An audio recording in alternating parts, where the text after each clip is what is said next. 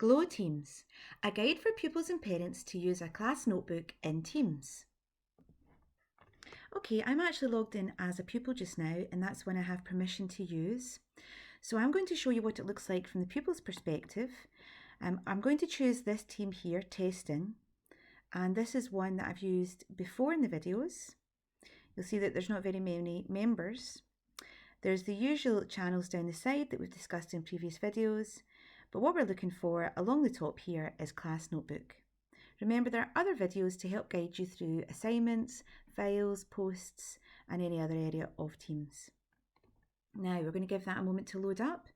When it does, it's giving you some guidance over each section, and I'll talk you through that as well. So just now we've got three parts. We've got a student notebook, content library, and collaboration space. Now the collaboration space is open to the teachers and all the members of the team. So that means the whole class potentially, or the whole group. And you can all share information there. Now that could be just typing up a few sentences, it could be a video, it could be a photo. I'll show you that in a wee moment. The content library is only for you to read and look at. So you can add in photos or text, and really it's a bit like a library that your teacher's created for you to help with different areas of the curriculum. So she might say to you, go and have a look in your class notebook, the maths library area, and there'll be loads of addition guides, or there'll be loads of number squares and things to help you complete an activity. Then lastly, a student notebook, and this one is one I think you might find quite interesting because it's a private space that's shared between the teachers and the individual students, so no one else can see it. What that means is, if you're wanting to upload your work, this is another good area to put it into. So remember before we spoke about assignments and uploading work there, because then no other child can see it, only the teachers. Class Notebook is exactly the same. So you can still upload documents, but you don't have to have an assignment open to upload it. So let's have a little look. We're going to press this purple arrow here, and that's going to open up the rest of our notebook. So remember that collaboration space that I mentioned a moment ago. Let's look at that just now. Okay.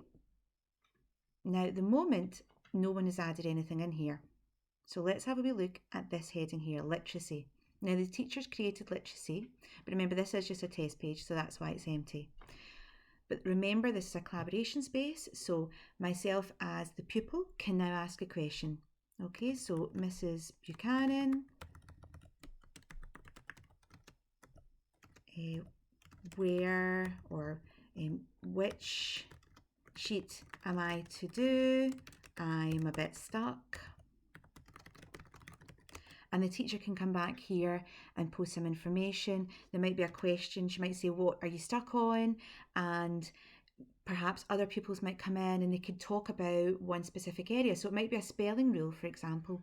Let's talk through the spelling rule. How did you solve it, Josh? How did you do it, Sam? And then all coming together to find a solution. So this is kind of a collaboration space. It's much easier to organise, as you can see, than posts. But also in this area, we can insert files. So it can be a file, it can be a picture, it can be a link, it can be some audio. So you don't even need to type the question, you can just insert some audio. At the moment, I'm going to show you two different ways to insert files. So we can insert it as an attachment. So I'm just going to go to choose file. Now this one could be, let's have a wee look. I've got some here. I've got my daughter's maths, so we're just going to go in here. So she has got a PowerPoint that we can include.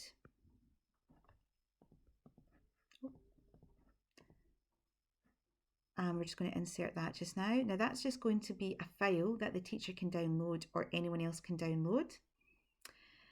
The other alternative to this is insert file printout. And that's if you have a Word or PDF document, the full thing is going to show up. So let's have a look and see what else we have. We have got some transition documents. Okay, so I am just going to upload a document just now so that you can see what that would look like. Okay, so I found a spelling one that we can use. Just a really basic one. Remember, it's not actually about the learning here. We're just showing you how to upload items. So once we've uploaded file as an insert file printout, you can see that you're able to tell what the full sheet looks like without downloading it. So it's all been uploaded there to the notebook. So this is really useful if the child is wanting to upload something to show the teacher where they're stuck, maybe even highlight an area that they're unsure of, or perhaps ask a question about something. This isn't an area for them to upload their own private completed tasks, and we'll talk about that in a moment again. So again, there's some other bits and pieces here. There's also the Immersive Reader. If we click on the Immersive Reader, it will read out any comments that have been typed up, but it won't open up the full worksheet. So it will only read that comment there that we've just typed. So we're going to exit that. But it is handy to have that Immersive Reader for anyone who does have some literacy problems. Okay, we're going to go back just now and we're going to look at the content library. Now, the teacher has added addition strategies. And straight away when we open that up, you can see there is an Excel document. And again, there's the opportunity for Immersive Reader. But you will notice that there's nothing else there. So we can't upload in this area. This is our library. So it's where the teacher would upload lots of useful information, but nobody would be commenting or editing it. And then lastly, in this area here, we have Josh's own personal notebook. So only Josh and the class teacher can see this. So the class teacher has decided that there's going to be a topic called Handouts and one on Notes. And then when you go in there, you can see that the class teacher has added some activities to do. There's an audio recording of what Josh is being asked to do. And Josh can comment on these. He can delete them. Once he's, as he goes, he could delete it so that he knows what he's completed. And of course, again, we've got those options back to inserting files, inserting pictures. We can also write a comment to the teacher to say, I'm finished and this is all complete. So we're just going to scroll down. We've got lots and lots of sheets. And it's Josh's notebook. So although the teacher has uploaded those, he can still delete those. So he can still say, can I upload my finished tasks? And then, of course, the teacher can respond. Also, once he's completed his finished tasks and put it there, there's an opportunity for teacher to give some feedback for areas where perhaps Josh needs some support or challenge. That would all be in that area here. Okay, so this one here, again, is only between Josh and the teacher. So it's ideal for you to upload any completed tasks to make sure that it is just that opportunity for you and your teacher to discuss your learning. It's far easier for the teacher too, because it means that it's organised in one area, that all the questions that perhaps you're a wee bit worried about asking would always be in there too, because no one else can see it. So it's that real private area of yours that you could just write up notes as well. And if there was an area where you thought, I just want to write some notes to myself, well, we can add a page in here. We can call it notes. And then that way your teacher will know this is just an area where you're going to brainstorm and put some ideas in, add in some files.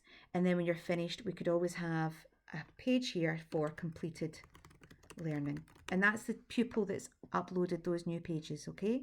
And it will show straight away onto the teacher's pages when she is looking at it. So when the teacher goes into Teams, she'll see all of her pupils down at the side. She'll see all of their folders. And then when she goes in, they may have separate notebooks from each other. But that might be something that she has set up in advance so that you know exactly where you're putting all of your learning. Okay, so that is Class Notebook. Please let us know if there's anything that you're not too sure about or how to use. What I would say is that there are some extra tools like opening it in the browser, and that allows you to edit it live and save. But for right now, just to get yourself started, these are the three main areas. So again, using the collaboration space where all the pupils in the class and the teacher can talk. The content library, an area where only the teacher can upload and edit things, but you can look at it. And then your own personal private notebook area where only you and your teacher can access. Okay, thanks very much for listening. Bye-bye.